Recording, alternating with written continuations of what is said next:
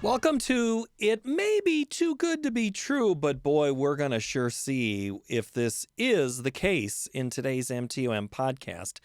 I'm Paul Yeager, glad to have you here. We are going to talk about a product that could change agriculture dramatically, and I'm not trying to overstate it or sugarcoat it. I am trying to coat a field and say a two-time application of a product might reduce the need for any of your regularly used fertilizers. We're going to get into the weeds, or maybe lack of weeds and lack of fertilizer in a field, with a product called Holganix. It's holistic organics. We're going to talk to an Iowa guy who's now with this company, this startup. He's going to tell us about the conversations he has with farmers who say, there's no way this is true, and then he'll show you the way it works. It is regenerative agriculture. It is a way to work on water quality and better grow products all across the country. We're going to talk today to Bryan Hansel. He's the CRO of regenerative agriculture company Holganix. We're also going to talk about fertilizer usage, the lack of need for fertilizer after this, which means you wouldn't be susceptible to the volatility that's out there. It's kind of out there in this discussion. We were really just going to kind of talk about fertilizer in general, but then we found out a whole lot more about this product. So here's today's installment of the MTOM podcast. I'm Paul Yeager again. New episodes come out each and every Tuesday. Sign up for our newsletter. Check out our website. Check out our show. Glad to have you here. Here's our discussion. I make a joke about the Tampa heat and the humidity. Tell me the differences between Florida heat and Iowa heat, Bryan. Raised in Iowa, we actually had all the seasons back then because I'm old enough to say, I remember had snowmobiles and we actually had snow, but then summers, again, if we get plenty of humidity, the difference here is it never cools at night and the humidity never seems to go away. So I honestly spend as little time here as I can in the summer. I'd rather be up north. Yeah, your state has its own issues, but here's the thing: we've been having humidity, and that's been a problem. Rust was an issue last year with corn, and that was partially because of our high humidity and trying to take care of those things. So, yeah, we're trying to catch up to you there. Well, it's not a good goal to have, but you grew up in Cedar Rapids, went to Kirkwood. What'd you study there? Business administration. Always knew I'd be an entrepreneur, and ultimately have been a part of about 8 different startups and built businesses. And this is my last one. I'm confident. Well, where'd you go from Kirkwood before you started doing all 8 of those startups? No, I started my businesses when I was still in college, my first couple. And that's why it took me a minute to get through it, because I was working full time. But no, I again couldn't ask for a better place to be raised. I tell people like here that we never had a key for our door and those kind of things, and they just can't comprehend the idea of being raised in a place where you live in the country and don't even worry about locking your door. But again, it's kind of a full circle moment for me, because when I was 21, I headed to Minneapolis, and then I spent most of my adult raising my family down in Kansas City. And I find myself, at 60 years old, driving through Iowa, talking to farmers and trying to educate people on how to rebuild their soil. Well, I was going to ask, what's been the theme? Has there been any connection between these companies that you've been a part of? I would say there was one consistent, what I call a discontinuous innovation. So it's a technology that shows up in an industry that replaces the prior version. So again, the early one is like a typewriter or a word processor, right? They both create a letter, but one was just completely different in its approach. And so I did that early in my career, working with Rockwell Collins in Cedar Rapids on laser imaging for printed circuit boards, because it was a completely different technology evolution in the printed circuit industry.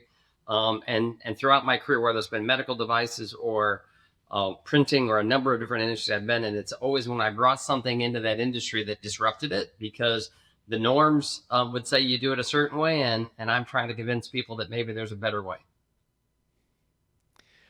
Well, to give the audience who don't know where the Linmar schools are from, or in that part of Cedar Rapids, there's a lot of agriculture in that district. There are cornfields darn close to a lot of neighborhoods. So when you're looking at that area, did you ever think that there was something that could be done differently with soil when you were a young guy? Did you go, maybe we don't need to be doing all of these things that we always have done? Well, I think it's interesting is I've never met a farmer that wasn't trying to do the right thing, right? They genuinely feel like, based on the knowledge I have, I'm trying to do the right thing. Never met a farmer that didn't want to take care of their soil or make it better. They just honestly haven't been given the tools. And unfortunately, my connection here is Roundup Ready was the fastest adopted technology in the history of agriculture. And again, for good reason. Like, it truly was a breakthrough from a technology perspective. Unfortunately, what I feel happened post that is we started looking to chemists for all our answers. And so every time we have a problem, whether it's nutrition or disease or whatever, it's like, well, what chemical do we have to solve that problem? And I think a lot of that was born out of the fact that, hey, this chemical seemed to be magic and do something. And somewhere along that continuum, though, I feel like we've lost the thread that nature actually had a lot of these systems already solved, a lot of these problems already dealt with. And we've kind of systematically, taken nature out of the conversation and reduced the amount of life on our fields, reduced our reliance on nature to do its part. And I think that's the pendulum just swung a little too far one way. And a big part of our conversation is, how do we bring it back to the middle? Because it's, again, not that you want to get away from some of the great technology advancements we've had. At the same time, nature, I think, is underserved currently in a lot of our conversations in terms of its role for nutrient efficiency and how it feeds a plant, disease suppression and soil structure, and just a lot of really cool things that can happen. And unfortunately, a lot have been beaten down a little bit by some of the chemicals and some of the technology that we've applied. I'm not sure this is going to be, PC is not the right way to say it, but this one might get us both in trouble, this question. Did we find a solution, or were we sold a solution? Wow. I will say this. We talk a lot in our organization. I say every day, we want to be the most trusted brand in all of agriculture. That's not a casual thing to say out loud, right? But one of the things we talk about within our organization is a little thing we call the trust equation. And the trust equation is looking at, how do you actually break down trust as a concept? And above this, on the top side of that equation, it's a math equation. You've got competency. Are you good at what you do? Are you reliable? Do you actually do what you say you're going to do? And do you have any intimacy? Have you actually spent time to understand me, and do we know each other? So if you think about the opportunity, it's 5 across each of those. So 5, 5, 5, you'd be 15 across the top. If maybe you don't respond to every one of my emails on time, or don't answer my phone every time, maybe I'll give you a 3 on reliability, because I can't always count on you being there. So let's say it's, you have a 12 for a score across the top. And then below the line is self-orientation. A 1 is, I got your back, right? Absolutely know that, if you're in the ditch, you call me, I'm going to get there, I'm going to push, right? 5 is, I'll throw you under the bus because I'm doing it for myself, and I'm looking to get ahead and not really that concerned about you. And I don't care what number across the top you have, you divide by 5, not a lot of trust there, right? You're a 2 or a 3.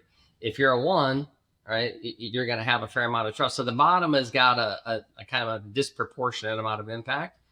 And the reason I say all that is that when I walk onto a farm for the first time and nobody's ever met me, I'm a 5. And somehow the ag industry's earned that position, that the people show up to sell you something and take some money from you, whether you need it or not. And they don't really care about you or your family. They're just trying to make a buck. And that's how they feel, whether that's accurate or not. That is absolutely, in my experience, the sense I get from a farmer when I walk onto his ground. And what I have to do every single day when I challenge our team to do every day is we got to prove we're a 1. We got to prove that we actually care and we actually are there for them. And everybody says it. Everybody says farmers, their partner, and they're trying to do right by them. But, the farmer, unfortunately, is holding on to his wallet while that's being said in most cases.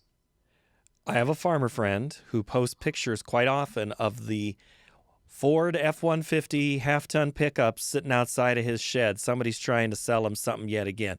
Do you drive a white Ford F-150 when you go to these farms?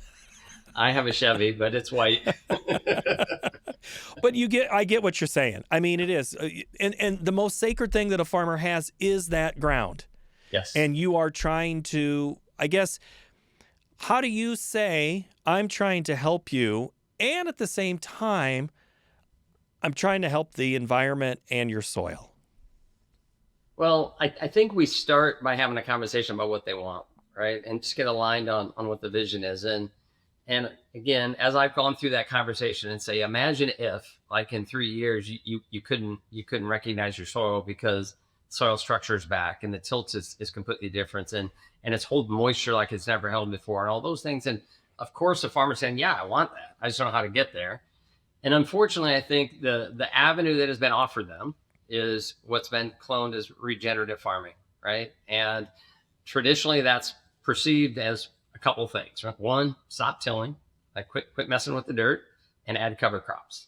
Those are crop rotation is another piece of the conversation, but predominantly, you're talking about reduce tillage and add cover crops. And the challenge that I think most everybody would admit is that we've been talking about that for a long time. It's honestly been subsidized for a long time between cover crops and other things, try to motivate that behavior. And at least the math that I know, we're about 4.7% of US acres are regenerative. So we're at sub 5% adoption after 20 years of trying. And the reason I believe that has occurred is that you're sitting in a spot where it just takes too much time. And the distance between stopping and seeing benefit is a number of seasons. And again, $4 corn, that is not an easy road or a viable road to travel on. And so I think part of our conversation with farmers is like, what if we could put life back in your soil first, get it to start to act differently and deliver for you differently. And then as you see the soil tell you that it doesn't need to be tilled, stop tilling it, right? That it's after you see it, right? And that I think is the difference in our message, in our conversation, if we sit with those farmers, is let's show you the impact and give you benefit. And as you see benefit, then make a new decision because you're seeing something different.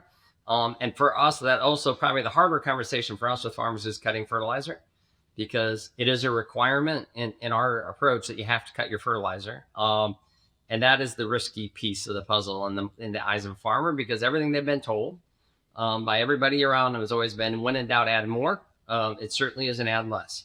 And we're walking and saying, well, you have a choice. You can be on team fertilizer, which most every farmer has been for the last 20 years, or you can be on team soil health. You can't be on both.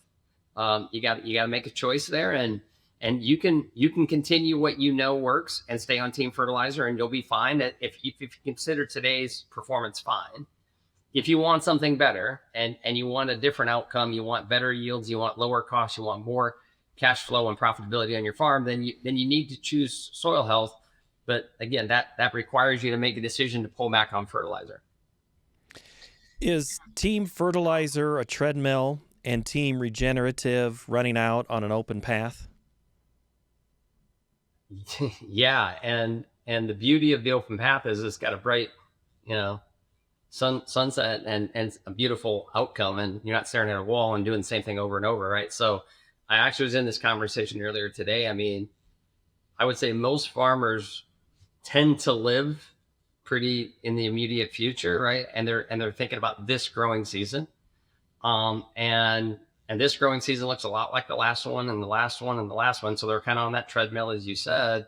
And I said, part of our job is to get them to look 3 years down the road and see a different outcome, like a different future, a different path.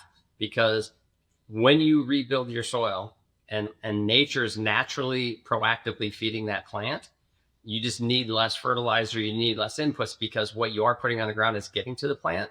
Where if you've got inactive soil that isn't alive and doesn't have the biology, you're over fertilizing, hoping the roots can find enough, and inevitably you're going to be short something because you didn't put the right mix down, and you're coming up short. So that's limiting the potential of that plant because it's not in balance, where nature will always keep that plant in balance. And so part of what we're trying to paint the picture is that as you rebuild nature in your soil, and that efficiency, that engine that will feed that plant comes back and is effective, now all of a sudden, you need less input, that why you need to put less down initially. And when you've added, so our product is 1,000 living species of biology. So we're putting a probiotic on your dirt to reinvigorate and put the life back that should be there. But that's just seed stock. It needs exudates from that plant to feed it in order to grow and multiply and do what it really needs to do.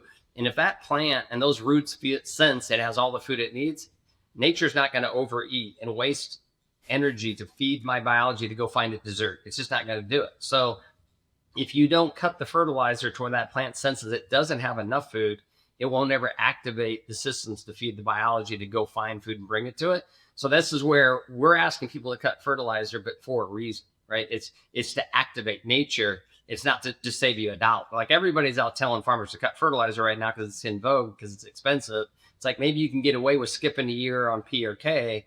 We're talking about permanently transforming your soil to where it just doesn't need the inputs, because what you're putting down is getting there. So now you're talking about putting down a fraction of what you've historically done because it's so efficiently being delivered.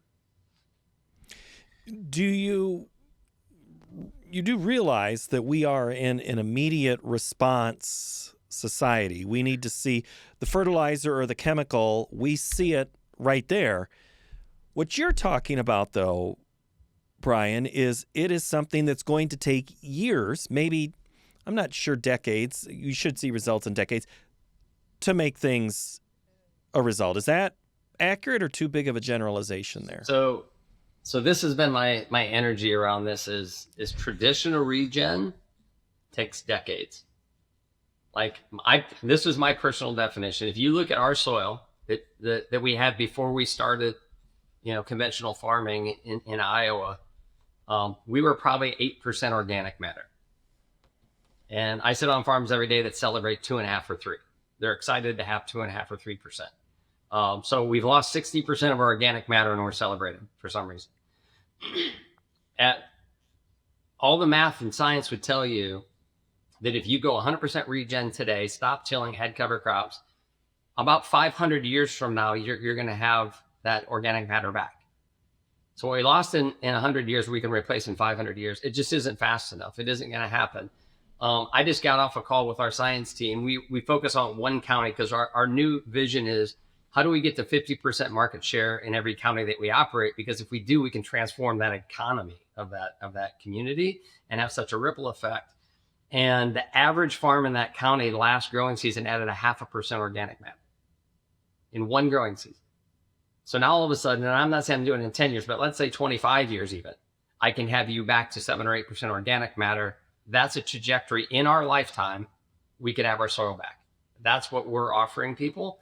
But it is a journey. The good news for us uniquely, I think this is where traditional regen versus what Holganix is talking about, because we're putting this probiotic down, within 5 days, you see the impact. Like if you put it down before planting and you leave a strip down the middle of a field when you planted, we'll emerge a day to 2 days ahead of the strip you left without our product on it. So that's where we get such an excitement out of our growers, is because it doesn't take years. Now, every year it gets bigger and better. It definitely is a stacking effect, but because there's at least some initial like, wow, there are more roots already. It is a growth stage ahead already. In the first season, I'm seeing real results. I'm seeing benefit already. I can feel it in the tilt of the soil. It's already changing. That gets them hooked, because like, oh, I'm starting to remember what nature looks like. It's been a while, right? And I'll tell you this. I will ask you this as a question. If you had to guess, if one of my soil health specialists walked onto a farm and there was a 70-year-old, right, and then his son, right, who's 45, and his son who's 20, which one would be most excited about adopting our product? Well, I'm going to guess, just the way you're setting me up, it should be the younger one. But the older one is probably the one who might have the better long-term memory to say, I remember when we didn't have to put all the chemical. It's the one in the middle. It's the one in my generation that's probably the problem. Honestly, the younger ones are the biggest problem. They don't want any benefit. Conceptually they do, but honestly, all they've ever known in their life is chemicals. Like that's the only farming they've ever experienced, and they've seen how that works. And even if they go to Iowa State, they're going to hear, how to use chemicals to solve all the problems. And they're educated on that. It's more like going to pharmacy school. And it's like, these are all the things I need to know and understand so I can be an effective farmer today. It is the 70-year-old every time he says, we're doing every acre. And he doesn't miss a beat. He says, we're doing it. This is what I've been waiting for. We want to go back here. We got to get rid of this other stuff. And that's counterintuitive. But you're right. It is the person probably holding the checkbook in the middle that can be really problematic, because they're like, I don't want to be the one that loses the farm, right? Everything's tight. I can't make $1 right now between diesel pricing, input pricing, commodity price. Like, it's all working against me. I only have 40 chances at this, and I don't want to mess this one up, and I don't want to be the last one to get a chance to mess it up. And so they're under the most pressure. And this is where, again, I really do look forward to having the older generation in the room, because they will say, no, trust me, like, this will work out. Let's give this a shot.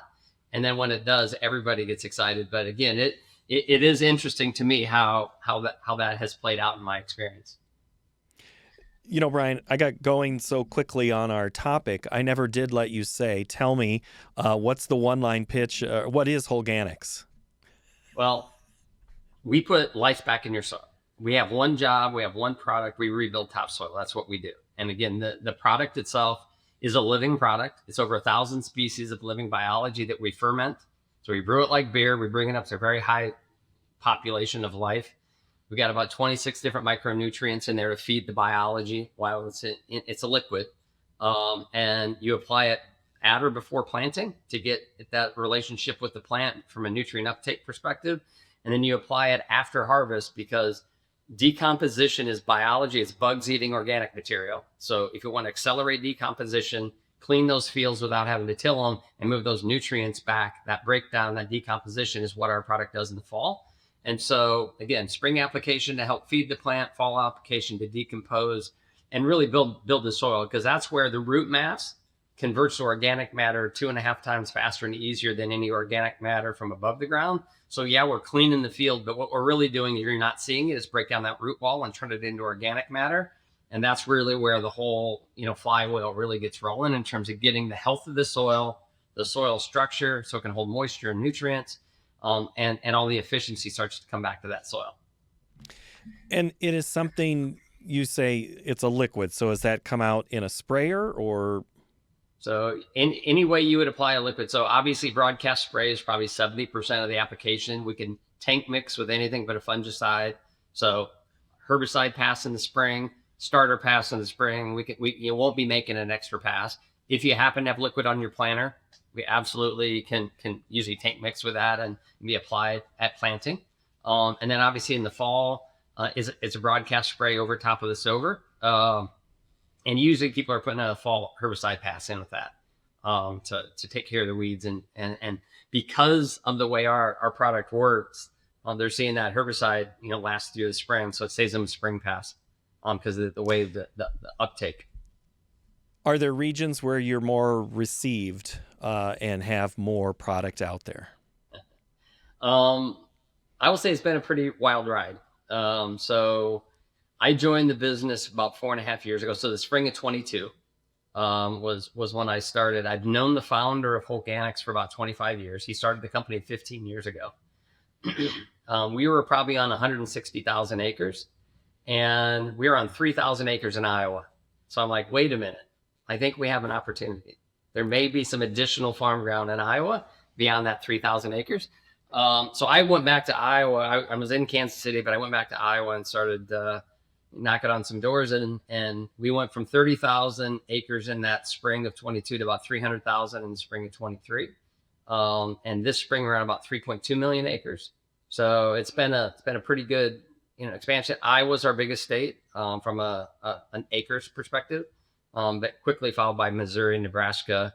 We're pretty big presence in Kansas, Illinois, Wisconsin, Minnesota, South Dakota. So across the upper Midwest pretty well at this point. But we got a lot of work yet to do, but we've been making some really good progress. Let's talk about our home state for a minute then in relationship to water quality, because what does this product do?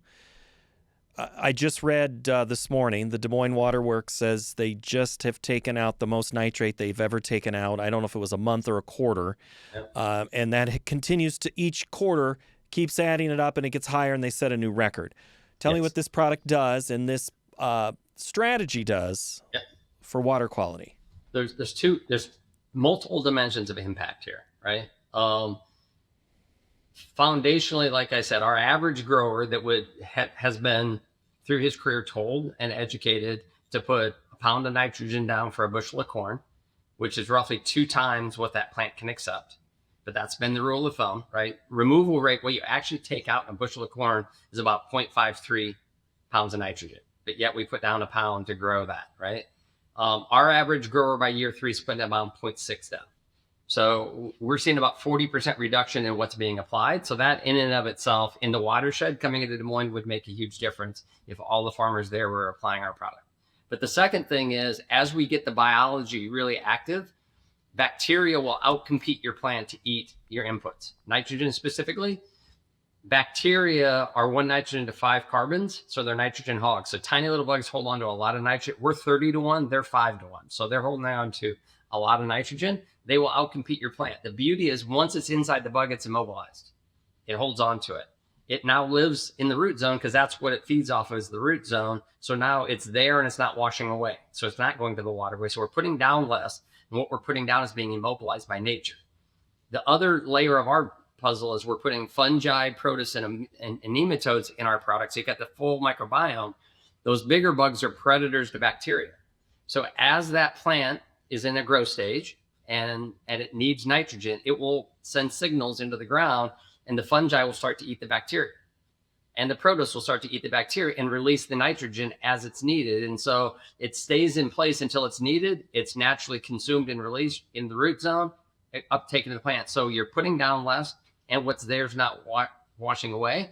I would say we are working with Iowa State this growing season on a water quality study to show that our nitrates don't leach the way traditional nitrates do. So we're trying to prove the science behind this so that the state can feel good about it. But yeah, that Des Moines watershed is a real issue. We could solve it. Like quite simply, we could solve it. It's going to be the crux of the Secretary of Ag race in the state of Iowa. It also is the governor's race. The Republican nominee is talking about water quality differently than I've heard from that party in quite a while. So it could be that maybe something is coming on water. We'll see in the state of Iowa. Let's talk about the fertilizer impact. And that was kind of the whole original thing. I got away from it, the demand and the volatility. Even since the first time I booked this interview to when we're talking, there had been a plane down of, okay, we're fine, and then a volatility up. So I guess it's perfect to say, if we don't need the product that is in the center of the volatility, we're not going to be as impacted as much. That's the whole crap. Is that accurate? There's 2 pieces of this puzzle. On nitrogen, we've been talking a lot about nitrogen. We can just, what you put down. So if you're buying 40% less, the volatility has 40% less impact on you, right? It's just, that's a reality. But the bigger story, and I think this is really interesting, is that unfortunately in the cycle that we live in, the soil tests that are available as a standard soil test for a farmer do not show the amount of actual P and K that's in their soil. It shows the available P and K, and those are very different things, right? So one is tied up to a mineral, which they naturally want to do because one's a positive and one's a negative ion charge, so they want to bind. And so we put down 100 pounds of potash, and we're hoping 20 pounds is available to that plant. And so we got 5 years we put down that year. And then next year we put down another 5 years, and next year we put down another 5 years. And we've been doing that as long as we can remember. What will solubilize that and break it from the mineral is biology. That's what biology does. So in our consortium, we have the ability. So our growers typically will reduce. And as we show and prove to them, the biology percentages have doubled and tripled in the amount of life. And we got the balance in there. Most of our 3rd-year growers don't have any P and K application at all. And every year their numbers go up. Because as nature gets working, it just continues to make it more available and it keeps that plant fed. And so we've got people on 5 and 6 years that have the best P and K numbers they've ever had, and they haven't added any in 3 or 4 seasons. And if you look at the math, they probably got 200 years worth of P and K in that field. So they ask, I don't want to steal from my field. I don't want to rob from my field. If I've been depositing, 5x what I need every year, as long as I farmed, and I choose to take 1 or 2 years off, or the next decade off, or the next 2 decades off, I still have such a surplus. It's unbelievable. So our goal is to make sure that that farmer hands down to their son better soil than they were given. And we think that's really worth the effort. In the last couple of minutes, I'm going to give you if I haven't given you softballs yet, these are going to be even bigger. Tell me the reason why this would be a good idea for any grower anywhere in the country, no matter what crop it is they're growing. Because soil is the essence of everything. Like if we don't consider soil infrastructure and don't treat it as such and don't rebuild it, we have a problem. Like I said, we've taken 60 to 70% of the life out of our soil. It's time to put it back. The beauty is it'll be the most profitable thing you'll do on your farm. I've sat with growers in year 2 and 3, said, this is the biggest thing that's ever happened to agriculture. And it is. It's like the ability to put nature back into the conversation. And it's as simple as it gets. I mean, it's a liquid product. You apply it like it's just part of your past. We're not asking you to change until your soil tells you to change. And so to me, the no-brainer is it's not disruptive to your operation. It's going to give you immediate profit. And it gets you in a place where, again, you're handing back to your next generation better quality than what you're handed. Is this too good to be true? So this is the funniest thing. We say this every meeting. I said, at some point, your BS meter's got to go off. Like, it's just got to go off. Like, no one product can do all this craziness. And I haven't told you half the stuff it does. But I remind people, we don't have a product. We have just successfully figured out how to bottle nature. This is just the living life that should naturally be occurring in your soil. If you go measure your soil today, I will tell you, I've been on 500 farms in Iowa, I've measured every one of them, and the average is 90% bacteria and less than 10% fungi. You have to have a 50-50 balance to have a productive field. By year 3, we'll have you back to 50-50, and you'll have 5 times more life than you have today. You got to get the life and nature back in your field. We just figured out how to take nature, reproduce it, and hand it back to you in a format that you can efficiently apply. It's a probiotic for your dirt. Like if you had an antibiotic today for 10 days, your doctor would say, hey, you killed the bad stuff, but you also killed some of the good. You need to put the good bugs back. We've never had that for farming. We happen to have figured it out, and we're blessed to be the ones out trying to help farmers figure out how to apply it. Bryan, I appreciate the time. Thank you so very much for it's almost like a summer school class here with you. I'm learning all sorts of things. And it's fascinating to hear what everybody's trying to do. That's make us more efficient, but we're finding out there are so many different ways to get there. Well, again, I'm excited for anybody who makes the commitment to make the shift, but change is hard. And again, we do need to make some changes. All right, Bryan, thank you very much. Thank you. Appreciate it, Paul. We are produced at Iowa PBS. Our production supervisor is Sean Ingracia. His crew is Reed Denker, Kevin Rivers, Julie Knudsen, Neil Kyer, and David Feingold. The executive producer of Market to Market is David Miller. I'm Paul Yeager. We'll see you next time.